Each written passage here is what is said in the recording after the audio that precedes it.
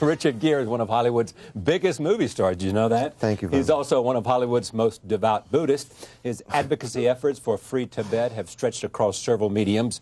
During President Jiang Zemin's recent visit to Washington, he led a protest across from the White House lawn while the president was meeting with Zemin. He has a new book of photographs called Pilgrimage. His current film, Red Corner, is Pilgrim. a passion. Pilgrim it is. It's not pilgrimage. It's a kind of pilgrimage, but it's called Pilgrim.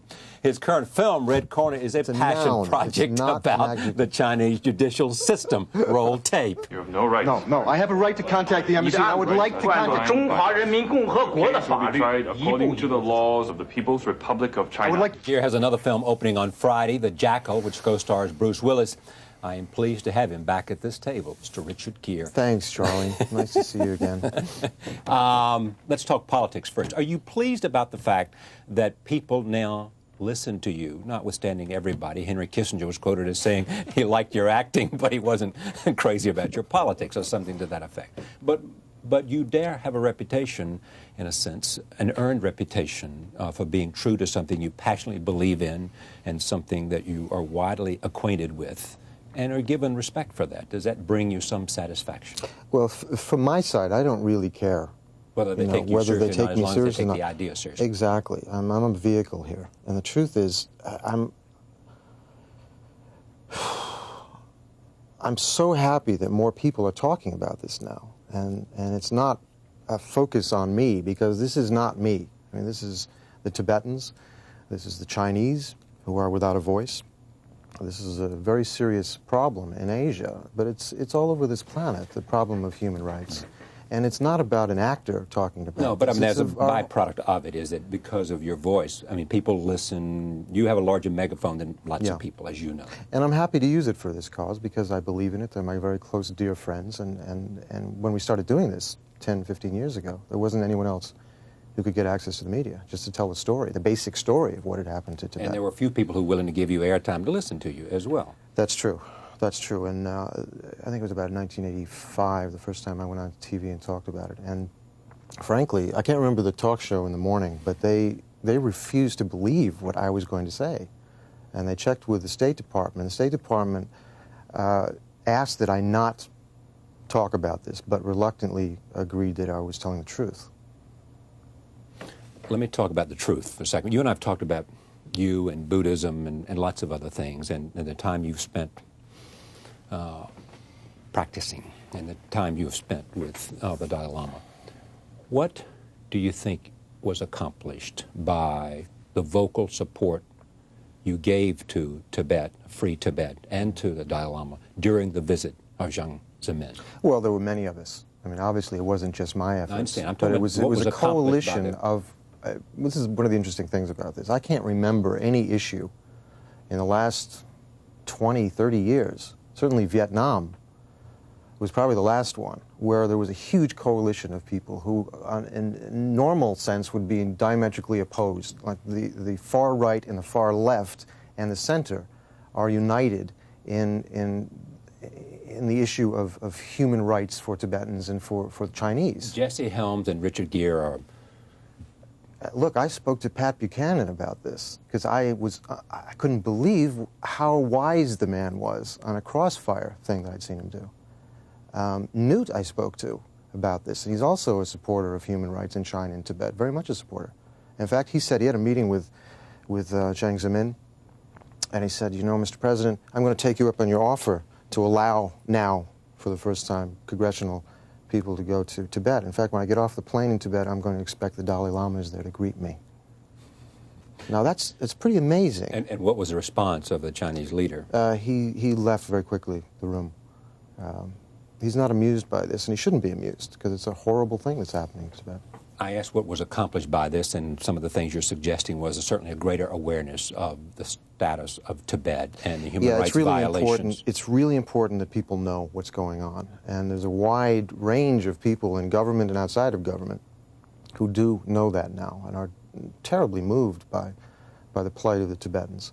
And not just the Tibetans, but not forgetting the free speech and democracy movement inside of China that was so brutally put down in Tiananmen Square. What do you... So I think the other side of that is what we were trying to do, and I think we accomplished, is making it clear to the world that these things aren't to be forgotten. You know, this is not a brand new form of communism here that is not repressive anymore. It's still a deeply repressive government, and the same horrible policies are still intact. At the same time, I think we wanted to encourage Jiang Zemin that he could be a new kind of leader, and hope and pray that he will be. That this will be a new man who is president of the Communist Party, president of the country, who can lead it into the 21st century. Do you have any indication that anything changed in terms of his ideas about these issues as a result of his visit here and the protest that took place? I think he was very shocked, actually. I mean, I was in India in October, and I was reading the South China News there, and it's a mouthpiece for the Chinese, for the mainland.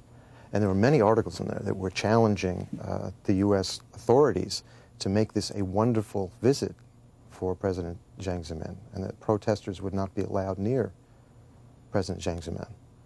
Now, I think it was a real learning experience for him to see that the way democracy works, that people can speak. In fact, it makes it stronger. But also the way people specifically feel about these policies in China. And if he's going to be dealing with the world, which he wants to, he's going to have to deal with the fact that he's not respected for these policies. And there is going to be an impediment to his reaching some kind of far-reaching agreements in terms of economics and military and protection and various other things. Where do you see that happening? I mean, he came over here and they had an agreement with respect to he agreed not to send any more weapons to which Pakistan is not and to verifiable. I mean, you all can't these things tell, are as you ridiculous, say, so. you can't tell whether he's doing that. No. They have delinked most favored nation from human rights. President Clinton was very wrong to do that. And he himself has said that human rights abuses have increased since he did that, not lessened. My point is, I don't see anybody standing in the way of what the Chinese are trying to accomplish because of their human rights violations. You have to look to the Republican Party mostly right now. And that's ironic because, as we know, the Republicans are usually thought of as the party of big business. Big business are the ones who essentially bought foreign policy here. It's Boeing, it's Lockheed, it's all the big companies that are doing big business. One of the things that came out of his visit was a big contract for Boeing. Huge. And those deals obviously went down way before he came here. I'm sure that was part of the deal that was required. I don't think they settled anything while he was here. Well, I think there was a lot of backroom stuff. And I frankly saw in those press conferences, the main press conference, I saw a lot of frustration on President Clinton's face. And making it very clear to us, Americans, but also to the world, that human rights is important. I think he clearly had made a mistake in delinking human rights and most favored nations. And I think in his backroom talks, he realized he was talking to a total brick wall. Have you talked? And incredibly frustrated for that. I think he really genuinely thought things would get better if economic ties, the whole Kissinger approach to things. Quiet diplomacy. No diplomacy. Actually, complacency. I'm actually with Kissinger's idea. His idea is that you can engage them privately and pressure them privately, but once you do it publicly, that's the central point. And that if, in fact, you engage them with economic ties, that it will open up, it will have a kind of trickle-down effect on political action. No, there's no trickle-down of human rights. You know, and that's what's faulty with that kind of thinking. It's conceptual, but it's not human. And in the meantime, the whole human rights movement in Asia has been drastically damaged. The free speech and democracy movement inside of China, the people we should have been supporting, the ones who were essentially the ones who wanted to live by the Bill of Rights, of human rights, which is international and has been signed by almost every country on the planet, and also our own Bill of Rights of just this is what a man is. This is the basic rights that we have. When that was delinked, those people ended up in jail, they were killed, or they've escaped into exile now, or hiding out. So there is no dissent in China at this moment. And I hold our president responsible for that. And your president should have said what to Jiang Zemin? We will not have normal ties with you. What is normal ties? Economic ties. We will not have normal. The only thing we can do. We won't support most favored nation for you. We will not. Look, the same way that we don't do it for Iraq, we still don't do it in Iraq, Russia. we have sanctions against Iraq. But it's the same kind of governments. Right. Same kind of governments. We don't do it in Cuba. We don't do it in the Soviet Union. We don't in Russia. Sanctions against Cuba. Why don't we treat China the same way? It's also a repressive government, fascist government that abuses its people. You know why? Tell me. They're bigger and more powerful. There you go. So it's not a moral point of view. No. And that's what I have, the problem I have with the Kissinger approach to these kind of things. It's not at base moral. It's not about geopolitics. Exactly. It's blocks of power. It's not about flesh and blood. It doesn't take into account the suffering of people. Can we, is the country you want to see here, and the leadership you want to see here, one that says whenever you, as another nation, don't subscribe to our judgment of what is democratic, and our judgment is what is moral, and our judgment is what is humane, then we are not prepared to do business with you? Yeah, I think that's fair. Not that we're going to invade you. So our test is our own moral code. Well, there is a moral code, the International Bill of Human Rights, which, as I said, has been signed by, I think, almost every country on the planet. And that was something that we all looked at. Everyone looked at and said, yes, these are the basic rights of human dignity that everyone has a right to on this planet and in all the planets. And why we should deal with countries who abuse their people that way is beyond me, way beyond me. We're very flush right now. You know, as I've said before, we can afford to be moral. Even if we don't feel it in our hearts, we can afford to. We're doing very well here. Do you expect to see Tibet free? I expect to see a genuine autonomy in Tibet. Do you expect to ever see the Dalai Lama go back to Tibet? Yes, I do, absolutely. When? After what? My own feeling is in the next couple of years. Really? Yeah. The Chinese are going to say because of some pressure or some what? Because they're going to change their... I think it's good for them. I think most all these situations, when you're not a terrorist, the Tibetans are not terrorists. They're not forcing the issue there. They're forcing it from the heart. And that's why the supporters the Tibetans have are really deep supporters. They're not there because they have to. It's because they feel it. And our congressmen and senators are there because they feel it, not because they have to. And they're bucking a lot of pressure from the constituents in terms of big business and the big industry. I see a situation where the Chinese finally believe that the Dalai Lama is the Nobel Peace Prize winner. This is a man who wants dialogue, his forgiveness is about compassion, and in fact finding a solution that's a win-win for everybody. He just wants his people to be able to practice their culture, their religion, and not be destroyed. There really is genocide going on in Tibet. But again, the problem here is they're not a terrorist people, so there are no bombs being set off. There's nothing bringing focus to the situation in the normal sense of it. But still there's a paranoia in the Chinese government. They don't believe the Dalai Lama when he says, all we want now is genuine autonomy. And he's been saying that since 1988. Well, they consider Tibet their own. They consider it their own in some bizarre sense because they call it the autonomous region now, and have called it that since they invaded it in 1949. What we would be willing to accept, and the Dalai Lama has been saying, as I said, from 1988, is genuine autonomy. Is they will allow China, you know, they're de facto there now with hundreds of thousands of troops, to administer international relations. But inside of Tibet, we run for Tibetans by Tibetans. You and the filming of Red Corner. Yeah. Not easy. You didn't get to do it in Beijing. I mean, that's not a place that they're going to allow you. But you did use Bai Ling, who was at Tiananmen Square, which says and it's volumes. strange with her. I mean, frankly, she's the reason to see the movie. She's extraordinary. I'll agree with that, too. She's amazing. Both in terms of the performance and in terms of how compelling she is as a character. And as a person, too. She really is an extraordinary person that comes across in the portrayal that she is China. She represents China. And the other Chinese actors, you know, we had, I'm guessing, 60 or 70 actors from mainland China who come from Beijing, from Shanghai. You're proud of this film? Very much so, yeah.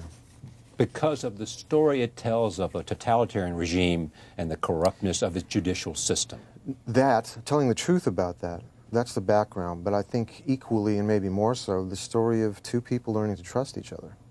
Roll tape. These two people are Bai Ling, who's Richard Gere's lawyer, and Richard Gere, who is the American lawyer in this case, who is being held by the Chinese for murder that he did not do. Here it is. It doesn't matter. It doesn't matter. I don't want you hurt. I have requested his presence in court today. You said to me that's a magical moment. That's an important moment because? Well, I think there are times in an actor's life you're doing things that are totally congruent with your own emotions. And so it somehow connects with what's happening in the universe. And for this Chinese actress who has burned so many of her bridges, she cannot go back to work in China now. She's lost a lot of jobs. As I said, and saw her friends. Was at Tiananmen Square, saw her friends murdered around her, who we wrote a part for her grandmother in the movie, and she does have a grandmother. I'm talking about her life when I'm talking to her there. And her to make that decision to no longer remain silent is talking about a whole generation or two generations of Chinese people. And those are the ones we need to support. Not Jiang Zemin, not kind of silly arguments about blocks of power and geopolitics. It's about them. It's about people that we want to embrace as our family. What it's about are people who actually are living the values that we believe this country was founded on and this country stands for. Well said. Okay. Let me just talk about this book for a moment, because, and we'll have to skip Day of Jackal, another movie you've made with Bruce Willis, and we'll talk about that at another time. And if you'll come back and we'll just talk about it, and I won't bring up Tibet. Take a look. Let me see the first slide here, and let's just talk about this. Won't bring up Tibet. How can you not bring up Tibet with me? All right, first slide. Tell me about this. This was taken on a March 10th. March 10th is a very important day for the Tibetans. That was the day in 1959 when there was a general uprising against the Chinese occupation. And it was very brutally put down. 80,000 Tibetans were killed around that event. And that's when most everyone began to escape. The Dalai Lama escaped right after that. All right, second slide. This is in South India, 1995. Yeah, Wonderful I photo. like this shot a lot. This was taken in Ratu Monastery in the south of India, in Mungad. The original Ratu was destroyed, as was over 6,000 monasteries in Tibet. And this is the Tibetans in exile were able to rebuild this monastery. That man in the center was in Chinese prison for close to 20 years, and his eyes were damaged, and he has a lot of problems right now. Slide 3. This again in Three Nuns in India, 1996. These are three nuns that had escaped. They're probably 18, 19 years old in this picture. They all had been tortured. One of them had been raped by Chinese guards and thrown into prison for nothing more than marching around their convent with a Free Tibet flag. But they have escaped, and they're living in a convent now in India. And as you can see, through this incredible Tibetan spirit, have overcome all of their issues. These are not people who want to destroy the Chinese. How they can smile even going through the pain they've gone through. Through their Buddhistic training. They transform it all. They transform all the anger into love. Arrival of the Dalai Lama in Mongolia, 1995. Yeah. Well, the Mongolians They're went waiting through... for him there through the... Yeah. He's just about to arrive at this temple. The Mongolians went through a similar thing that the Tibetans did. Mongolia was the first satellite country of the Soviet Union, and they were invaded in the mid-20s, and their culture was totally decimated then. Whole villages were killed. The whole intellectual and monastic class was killed.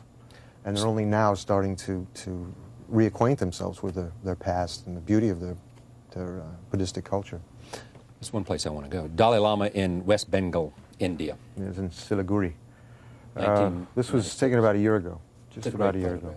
Great photograph. And the framing is stunning. This was kind of an amazing moment for me because I was able to sit with His Holiness from about 3:30 in the morning every morning for about 10 days while he was preparing a Kalachakra initiation. And we would be there in the dark, and as the sun came up, this is what I would see, him backlit against the window. And then outside, in the dark, people would start to gather. And as 10 o'clock came around, we would look out the windows and there would be 500,000 people there. Powerful. The book is Pilgrim, photographs by Richard Gere. The movie is Red Corner. He's my friend. I'm glad to have you here. You're my buddy, too. Thank you, man. buddy. I Thank do you. Enjoy it. Thank you. Too. We'll be right back. Stay with us. Richard Gere's movie career spanned over 2 decades and includes such films as American Gigolo, Officer and a Gentleman, Internal Affairs, and Primal Fear. He is currently starring in his first comedy since the 1990 blockbuster hit Pretty Woman. He reteamed with co-star Julia Roberts and director Gary Marshall in the new film The Runaway Bride. It was the #1 film at the box office this weekend, and here is a trailer. Accused of using this column to direct bitter diatribes at the opposite sex. I could. This Runaway Bride story, I think we can sell it to GQ Mag. Activist as well as actor, Richard Gere has spoken out on a number of human rights issues, from AIDS to Kosovo. He's also one of the most famous Buddhists in Hollywood. A student and friend of the Dalai Lama, he has promoted awareness of Tibet, its culture, and its community in exile for more than 20 years. His Gere Foundation is sponsoring the Dalai Lama's visit to New York City next week, and I am pleased to have him back at this table. Welcome back, sir. Hey, Charlie, how you doing? Good to see you. Yeah, I noticed that this Table has had some use since the last time I was here. I mean, can you imagine all the fingerprints that are on this table? Let's start easy. Tell me about this movie. Why now? Why this reunion of you and Julia Roberts? It's script-driven. You know, I read the script. It was submitted to me, and made me laugh. Read straight through, which is rare. And it did make me laugh out loud, and I thought, this is Julia. Yeah, so you picked up the phone and called her and said... Yeah, I said, look, I don't even know if I want to make this film, but this part is perfect for you.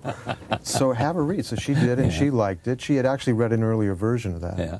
And we got together, called Gere, and within a week or two, we were in pre-production. So it went very quickly. Someone said that you have such a reputation for turning down and not liking scripts and not seeing anything you like, that when you like something, it immediately got her attention. I couldn't think of a reason why not to do this film, to tell you the truth. And was it always with Gere, or was it director? There was no a decision director involved. to be made? That was to be made. You know, it came to me kind of out of the blue, and I gave it to Julia. We sat down. We went through this. We were being very professional. We had our directors' lists out, and we started laughing right in the middle of this meeting. It was insane because, of course, it was Gere. Yeah. So we called him from my office, and he was excited at the possibility, and so we were in. It's a charming, charming film. I think we're all really pleased with the way it came out.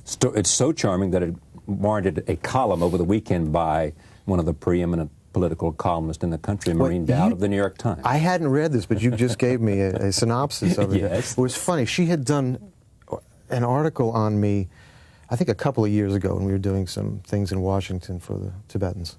And it was a kind of a backhanded compliment she was giving me in this column. Yeah. That why would it take this airhead to lead the charge against the Chinese? Yeah. When you were down there saying to the president, exactly, get straight.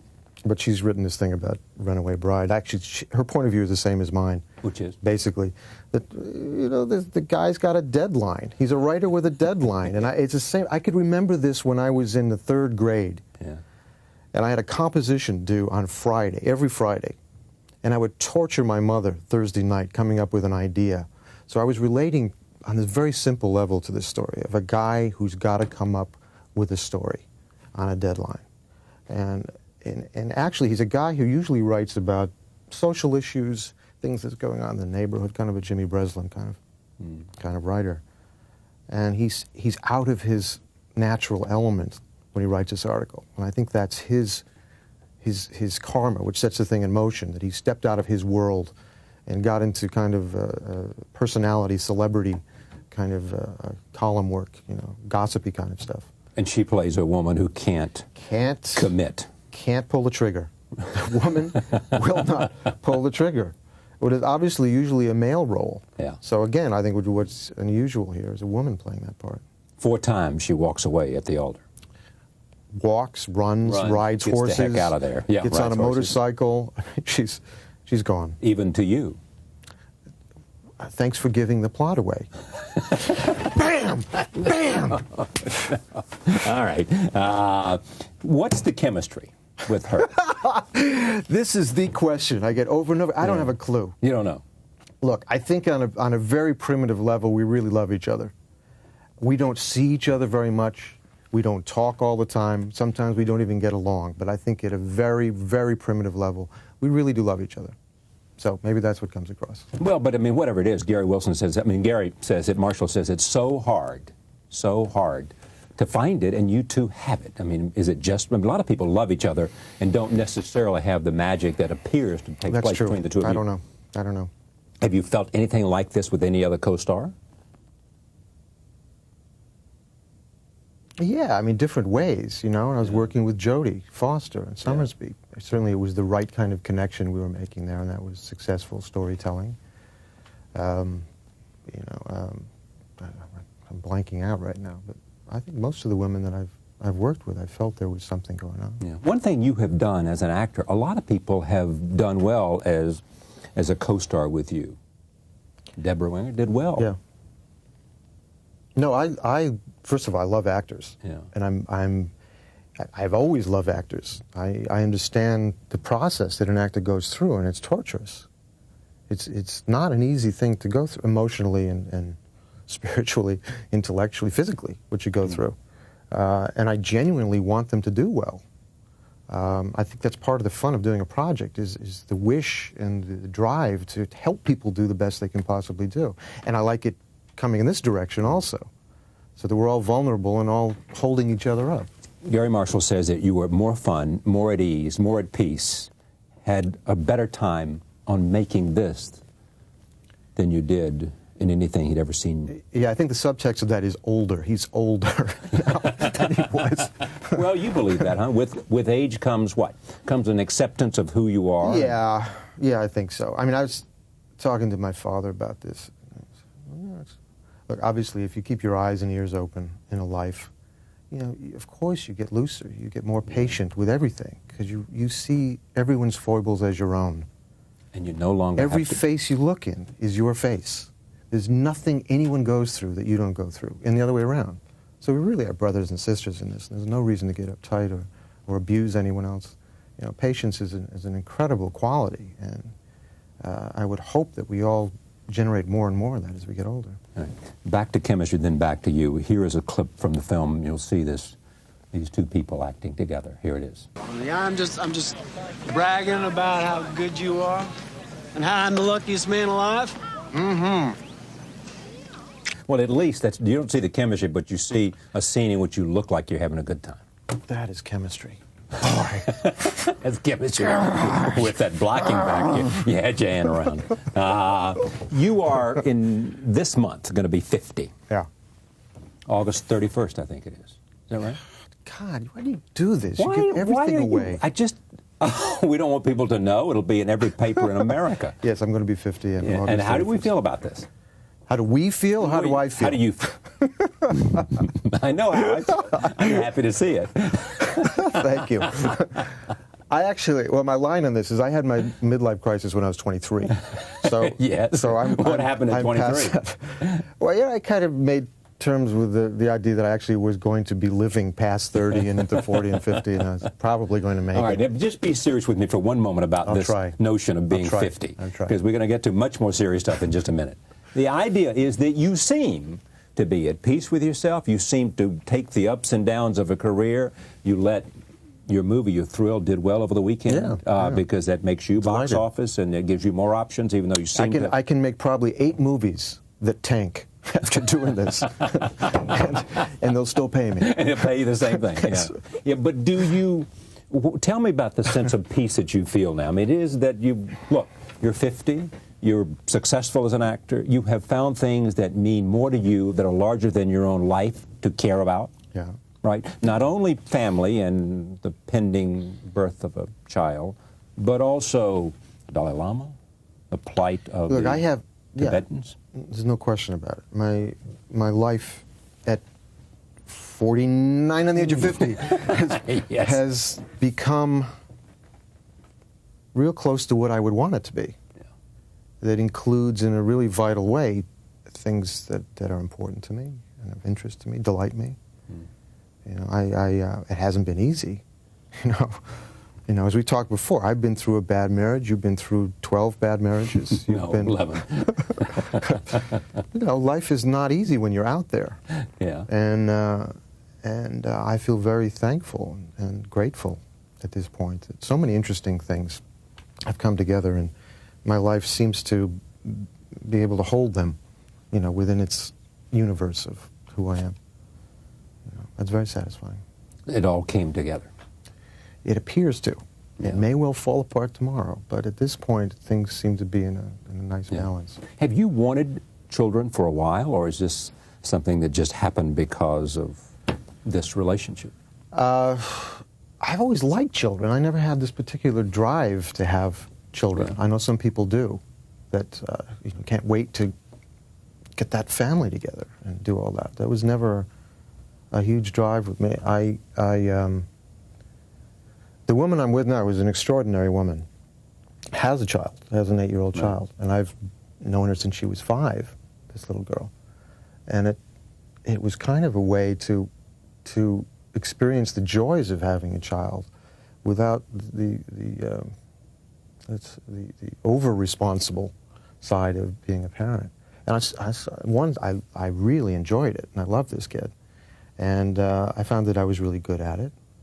And I saw what a great mother this woman is, and how joyous the whole thing could be. So we decided that we would do this together, absolutely, with energy and joy and great anticipation. It's going to be a millennium baby. Yeah, just January, sometime February, after something like that. Yeah, exactly. Daddy. Daddy, Dad, Pop, old man. The Dalai Lama. Yeah. What do you hope to accomplish by this visit? What do you hope he'll accomplish?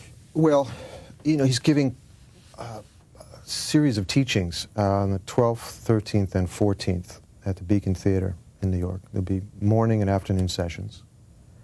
And the 2 subjects are the stages of meditation by Kamala Shila, and also the 37 practices of bodhisattvas. And they're really key kind of texts in Tibetan Buddhism. And on the afternoon of the 15th, actually no, in the morning of the 15th, 11 o'clock in the morning in Central Park, His Holiness will give a public talk for free that we've arranged. And that should be quite exciting. We did something like this before 8 years ago. How many people do you think will come to the park for that kind of thing? We've made it so that we can accommodate 50,000 people. If that many come, that's great. If less come, that's great. If more, we'll find a way of dealing with it.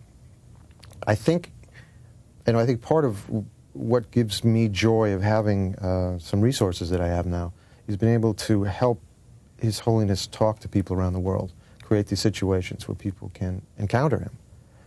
And I think it's important for people, as it was for me, to be in the presence of someone as developed as he is, in his mind and his heart. How has he changed you? Changed me? Yes, you. Well, that level of patience we were talking about before is a big thing.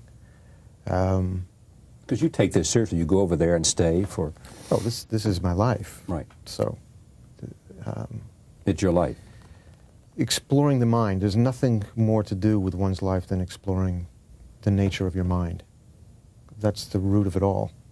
And we live in a kind of hallucinogenic, superstitious world, which is based on dream images, essentially, most of them negative, which are based on a false belief in ego, in me, as separate from you, and a belief that that self is concrete and exists from its own side in a solid kind of way. The one that was there yesterday will be there tomorrow.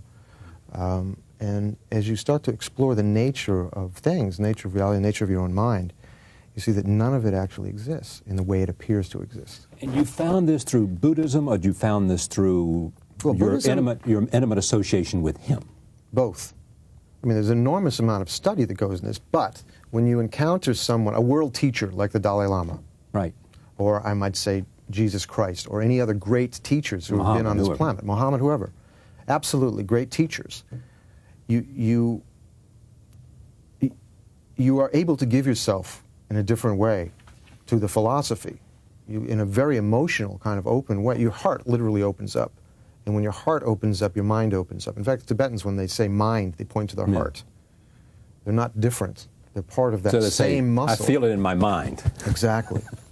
Exactly. Yeah. I mean, this is a computer business up here, but the mind, the part that knows, that is clear and knows, and has no bounds whatsoever, is here.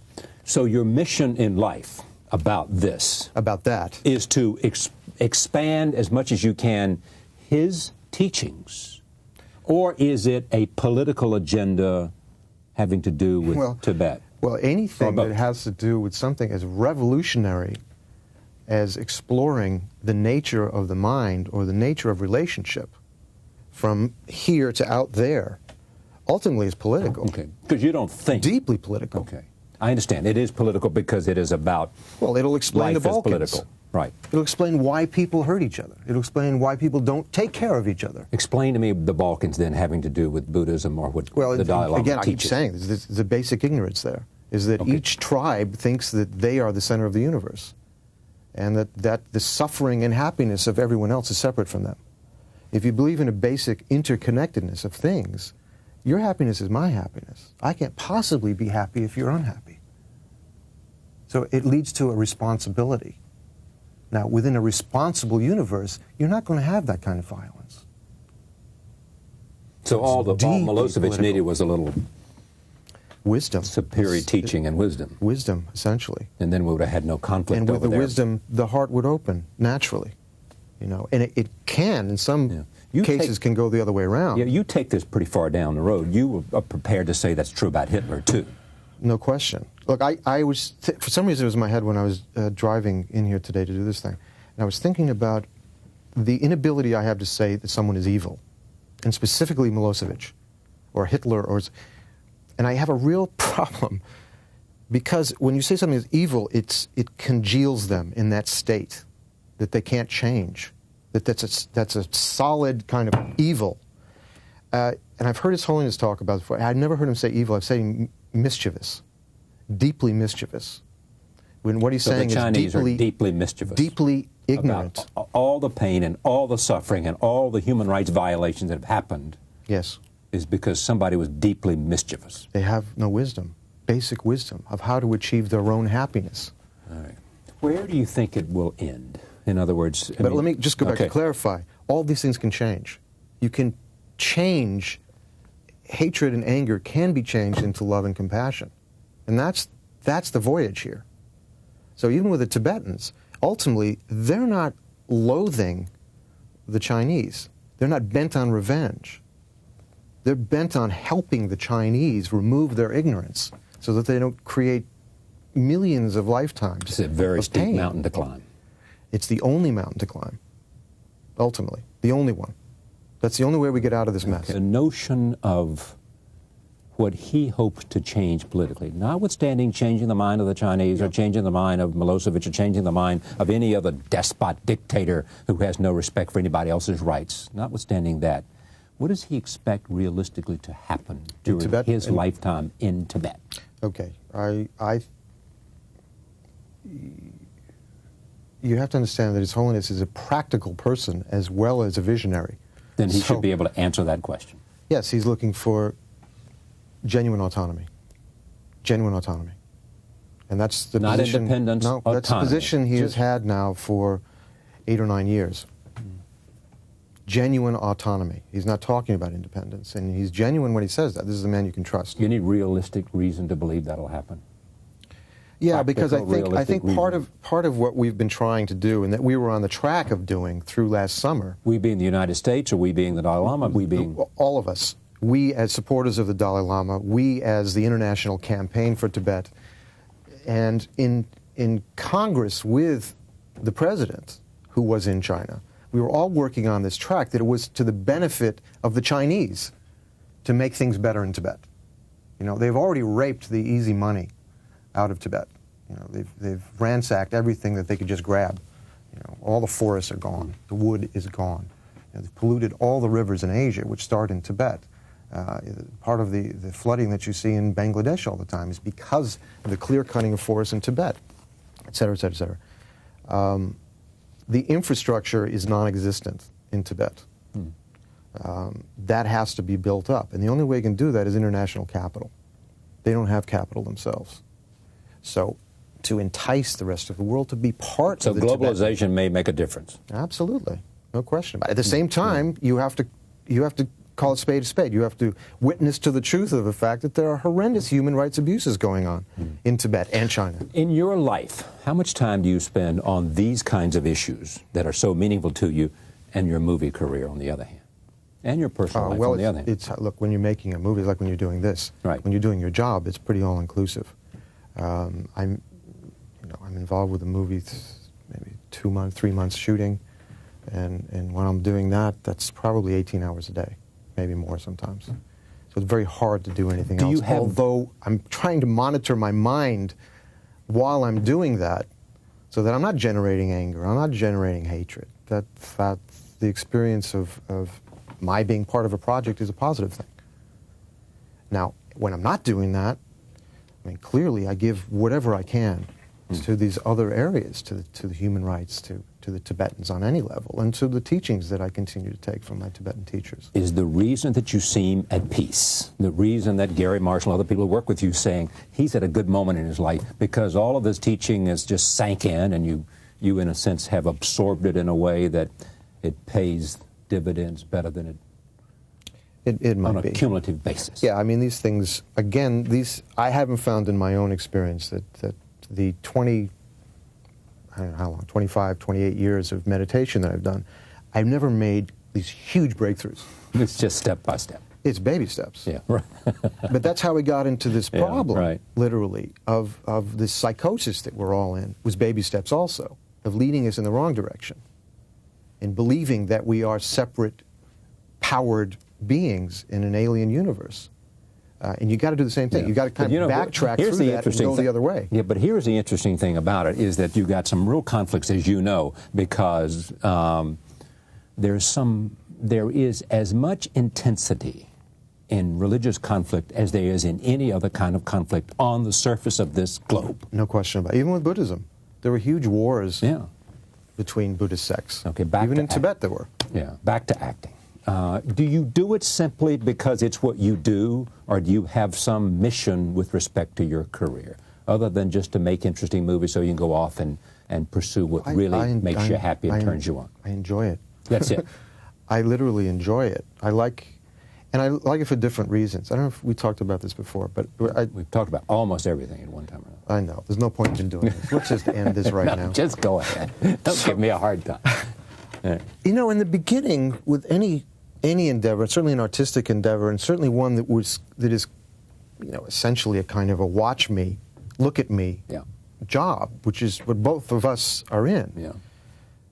You don't go into it for the healthiest of altruism and generosity, and I want something to give. You want to be noticed. You want to kind of prove to yourself that you exist, in some bizarre way. And it's usually filled with some kind of, fueled by self-loathing and various other negative things. So hopefully this all changes into something else. And the truth is, at this point, I just like doing projects with people. Yeah. I enjoy that we start out on a voyage, a bunch of us, and we kind of agree on where this voyage is going, and we take that voyage together, and we help each other in the process. And to do that with top professionals who are good at what they do and are generous people, it's a delight. Boy, you've got some nice upcoming projects. Autumn in New York with Winona Ryder, about an aging playboy who falls for a sweet but terminally ill young woman. Who would be playing that aging playboy? No, I have a point here, sir, so stay with me. Joan Chen, by the way, Dr. T is a director. Is a director. Very is good. Wonderful. All right. She just made this wonderful film in Tibet, actually, which was Tibet before the invasion, Amdo, the region of Amdo, which I mean is a beautiful film, Shushu. People should go see this film. It's extraordinary. Where would they see this film? Well, I know it's playing in New York. It's playing in L.A., probably Chicago and some other major cities. Dr. T and His Women, or Mornings with Dr. T, directed by Robert Altman. And The Women, not His Women. And The Women, okay. This is a very serious movie. As you know, all of Robert Altman's movies are the plot is said to be about serious. A philandering John... Wait. That's not even the right story. So I don't know where that got out. This is actually the story of Job. And in this case, it's in the present. In this case, Job's job is a gynecologist. been a man who has a lot of affairs outside of his practice. No, right? he has no affairs. They got that wrong. They changed. That's wrong too. That's right. All right. There's also talk about reuniting with Julia Roberts in an erotic thriller, Manhattan Ghost Story. We're going to do that? An neurotic thriller? We should do Erotic, a neurotic. erotic. We want to do a neurotic thriller. Erotic. Actually, we made a neurotic thriller. Now, is that true or not? We're going to make that movie or not? No. We're not going to make that one. No. Okay. There's also talk about you and Julia Roberts doing a remake of To Catch a Thief. Are we going to do that or not? Didn't someone just make that? I don't know. I don't know. I don't know. You're also likely to team up with the Coen brothers for a film called Intolerable Cruelty. Is that happening or not? No. All of these are things that came across the tape. This table, as a matter of fact, they came across here. And just continued So how many of these sliding movies right are you off. going to make? Are you going to make the Robert Altman film? Yes, definitely. Okay. Are you going to make the film with Joan Chen? Yes, definitely. So those are coming up. Those are back-to-back. I start Okay. the movie with Joan Chen in September. So I can conclude from this that despite the fact you're turning 50, your career's okay. As I told you, they're going to still pay me like for 8 more movies. I can mess up. Because this one is doing all Because right this at the one's box doing office. okay, yeah. And our thanks to Julia Roberts for, Thank you, Julia. for being in there. Thank you. Thank you, Gary. Thank you, Gary Julia. Marshall. Thank you for an opportunity to work with you because you're friends and I believe in an atmosphere that produces... Well, you've had Gary on the show. Yes, no? I have. Gary's Several one of the most darling, wonderful, joyous, smart, and funny people you can imagine, and he creates a set like that. So you know, Yeah. I would do anything with Gary. There was never any question, but he would be the guy to do. In my mind, absolutely No way, none. no. Okay. None. I trust him totally. It's great to have you here. Thanks. It really is. And I look forward to hopefully having the Dalai Lama here when he comes to New York for these That would be teachings. wonderful. I think it'd be great for people to encounter him in this kind of a format. I think is a terrific one for him. So yeah, I would support that. Okay. I admire your commitment and your passion. Thanks, man. Thank you. See you around. Back in a moment. Stay with us.